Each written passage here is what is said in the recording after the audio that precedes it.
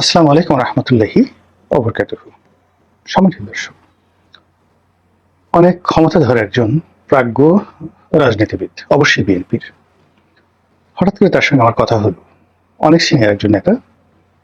তো তিনি কথা প্রসঙ্গে বললেন যে, রনি ভাই, আপনি তো অনেক বিষয় বিশ্লেষণ করেন, আপনি কি জানেন যে শেখ হাসিনার পদত্যাগ পত্রটি এখন আসলে কোথায় আছে? আমি বললাম যে, ভাই, আমি তো জানি না। তো আপনার হঠাৎ করে এটা মনে হলো কেন? তো বললো যে, ভাই, আসলে সেই পাকিস্তান জমানা থেকেই তো রাজনীতি করি। রাজনীতির অঙ্গনে কোনো অমীমাংসিত বিষয় মানে কখনোই মীমাংসা করা যায় না, এবং কোনো বিষয় ধামাচাপা দেওয়ার চেষ্টা করে সেগুলো হজম করা যায় না।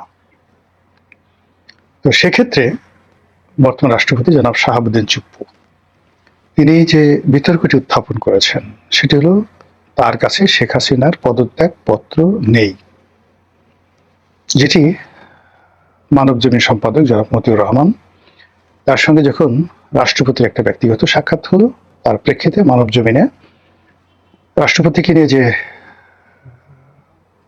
মানে প্রতিবেদন প্রকাশ করেছিল মানবজমিন, ওখানে আরো অনেক কথাবার্তাগুলোর মধ্যে এই কথাটা রীতিমতো ভাইরাল হয়ে পড়েছিল যে শেখ হাসিনার পদত্যাগপত্র খুঁজে পাওয়া যাচ্ছে না, বা রাষ্ট্রপতির কাছে যে ফাইল, সেই ফাইলের মধ্যে নেই। এখন আমরা যেটা জানি সেটি হলো, শেখ হাসিনা পদত্যাগপত্র দিয়েছেন বা তিনি পদত্যাগ করেছেন, এবং শেখ হাসিনা প্রথম দিকে এটা অস্বীকার করেননি। তিনি একবার দুবার বলেছেন যে তিনি পদত্যাগ করেননি, কিন্তু আবার একই মুখে তিনি বলেছেন যে হ্যাঁ, দেশের স্বার্থে তিনি পদত্যাগ করেছেন। কিন্তু সমস্যা হলো যে তার এই কথা, পদত্যাগ করেছেন বা করেননি, এটি একটা কৌশল হতে পারে, কিন্তু বাস্তবতা হলো যে তার তো একটা পদত্যাগের পত্র থাকতে হবে, এবং সেটি কার কাছে আছে, কিভাবে আছে, বা সেটি কি গায়েব করে দেওয়া হয়েছে, বা যার মাধ্যমে এটি পাঠানো হয়েছে। এর কারণ হলো যে সময়টিতে তিনি পদত্যাগ করেছিলেন, ধরে নেওয়া হয় সেটি হয়তো আগস্ট মাসের 5 তারিখে, তিনি প্লেনে ওঠার হয়তো কিছুক্ষণ আগে।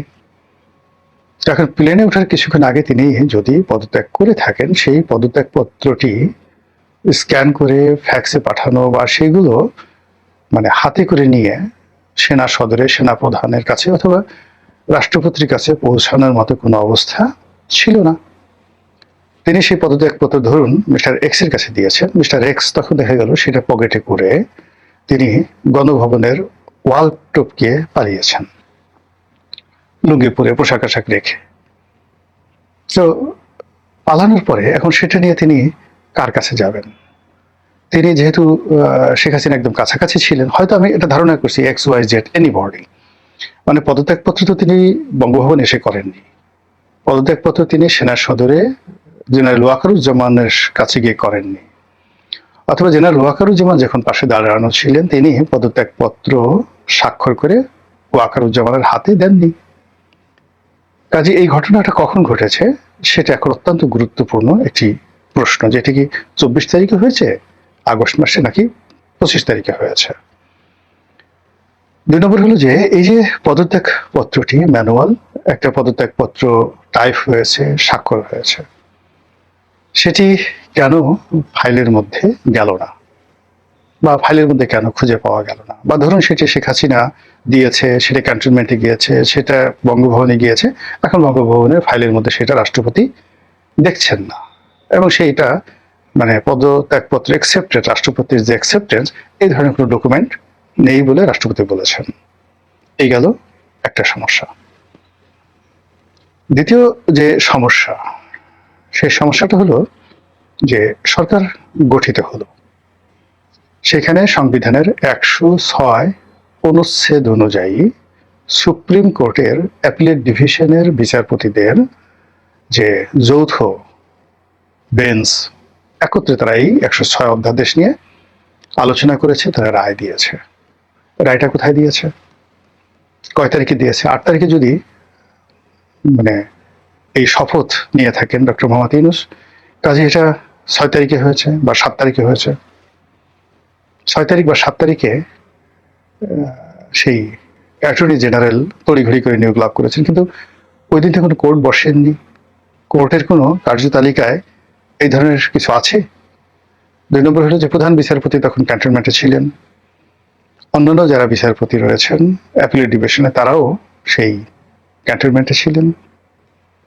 কাজী এখানে তো মানে একটা বেঞ্চ বসবে, সেটা যদি ভার্চুয়ালিও বসে, ক্যান্টনমেন্টে বসে ভার্চুয়ালি কোনো একটা কোর্ট যদি বসে, সেটারও একটা ম্যানুয়াল, একটা ডকুমেন্টেশন সুপ্রিম কোর্টের রেজিস্ট্রার অফিসে থাকবে, বেঞ্চে থাকবে, এবং এই শুনানিগুলো যে হবে সেই শুনানিগুলোর একটা অডিও এবং ভিডিও রেকর্ড দুটোই থাকবে। যেমন ধরুন ক্যান্টনমেন্টে বসে স্কাইপিতে প্রধান বিচারপতি প্রেসাইড ওভার করছে, সেখানে অন্যান্য অ্যাপিলেট ডিভিশনের যারা সেনা সদরে ছিলেন তারা অংশগ্রহণ করেছেন, আর যারা হাইকোর্টের বেঞ্চে যারা থাকেন, মানে ধরুন 3 জন বা 6 জন বিচারক, তার মধ্যে 3 জন ক্যান্টনমেন্টে ছিলেন, বাকি 3 জন হয়তো সশরীরে উপস্থিত ছিলেন।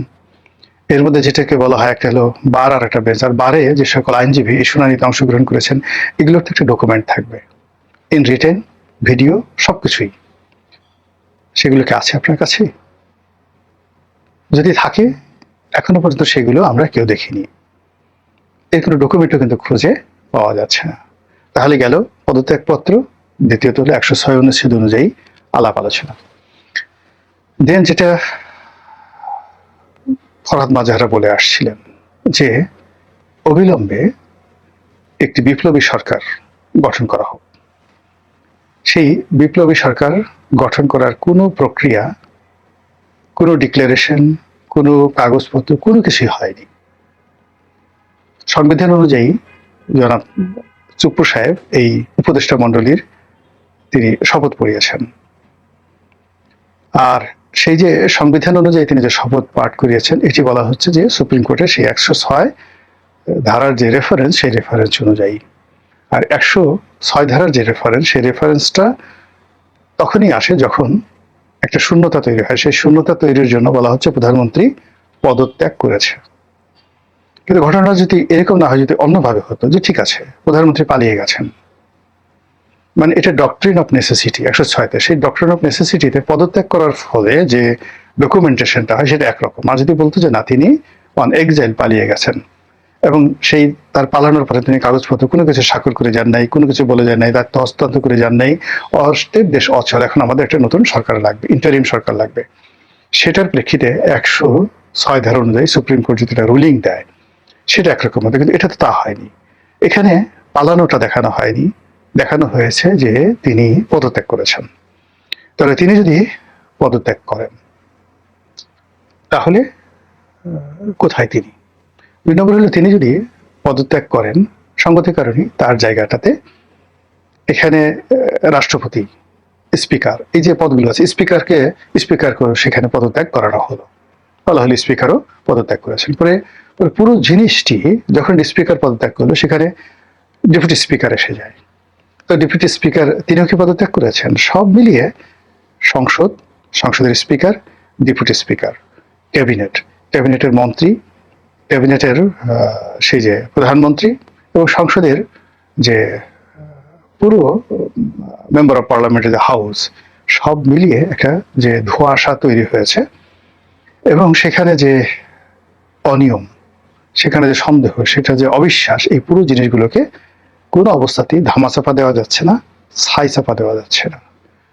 আমি যে বিএনপির শীর্ষ নেতার কথা বললাম তিনি বলছিলেন যে আমার ওই অভিজ্ঞতা বলছে যে এখন যেভাবে সংবিধান আছে এবং গত 2 বছর ধরে যেভাবে সংবিধানের ধারাবাহিকতা রক্ষা করার কথা বলা হচ্ছে, ইলেকশন হয়েছে সংবিধান অনুযায়ী, ডক্টর মোহাম্মদ ইউনূস শপথ নিয়েছেন সংবিধান অনুযায়ী, তারেক রহমান সাহেব শপথ নিয়েছেন সংবিধান অনুযায়ী, সংবিধান সমুন্নত রাখার স্বার্থে, এবং এখনো পর্যন্ত সংবিধানের যে ধারাগুলো রয়েছে সেগুলো এখনো পর্যন্ত অ্যামেন্ডমেন্ট করা হয়নি। কাজী শেখ হাসিনাকে উচ্ছেদ, সরকার বিরোধী যে কোনো তৎপরতা, সংবিধান অবমাননা করা, এগুলো করলে যে সকল বিধান, শাস্তির বিধান এই সংসদ, মানে বর্তমান সংসদ তারা লিগ্যাল প্রসিডিউরে সংবিধানে সন্নিবেশিত করেছে, সেগুলো কি হবে আগামী দিনগুলোতে? সেটা কি করে নিষ্পত্তি হবে? সেটা কি করে ধামাচাপা দেওয়া যাবে? এবং সেটা নিয়ে যখন আবার টান দেয়া হবে, সেই টানে কে কে জড়াবেন, কে কে রক্ষা পাবে, সেটা কিভাবে সামাল দেওয়া যাবে? মূল ব্যাপার হলো যে রাজনীতি তো এই দিন দিন নয়। আজ 17 বছর ধরে আওয়ামী লীগ যে চেষ্টা করেছে বিএনপির বিরুদ্ধে, 17 ঘন্টা লাগেনি এই জিনিসগুলো শেষ করে দিতে। যারা 21 আগস্টের গ্রেনেড হামলায় ফাঁসিতে যাদের মৃত্যু হবে, 10 ট্রাক অস্ত্র চোরাচালান মামলায় যারা ফাঁসিতে ঝুলবেন, যুদ্ধাপরাধীদের বিচারে যাদের জন্য ফাঁসির কাষ্ঠ রেডি করা ছিল, শুধু গলায় রশিটা পরানো হবে, সেই সমস্ত মানুষ এখন মন্ত্রী, এমপি, ক্ষমতাধর ব্যক্তি এবং দেশ চালাচ্ছে। তো এই যদি হয় এখনকার অবস্থা, তাহলে আগামী 17 বছর পরে বা 15 বছর পরে কি হতে পারে বাংলাদেশে, এটা নিয়ে কিন্তু সেই যে বিএনপির যারা শীর্ষ নেতার কথা বললাম, তিনি আলোচনা করছিলেন যে এই বিষয়গুলো কি আপনার কি মনে হয় না যে জনমত তৈরি করা দরকার, এই বিষয়গুলোর আইনগত একটা নিষ্পত্তি করা দরকার, এগুলো ধামাচাপা দেওয়া প্রয়োজন পড়বে না, এগুলো ধামাচাপা দেওয়ার দরকার নাই, এগুলোকে মোকাবেলা করতে হবে।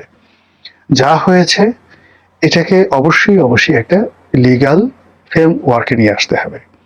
আর যদি সেটা না করা হয়, তাহলে আগামী দিনগুলোতে এই টোটাল প্রক্রিয়ার সাথে একদিকে আওয়ামী লীগ আর অন্যদিকে আওয়ামী লীগের বিরুদ্ধে যত রাজনৈতিক শক্তি আছে তারা বিপদের মধ্যে পড়বে।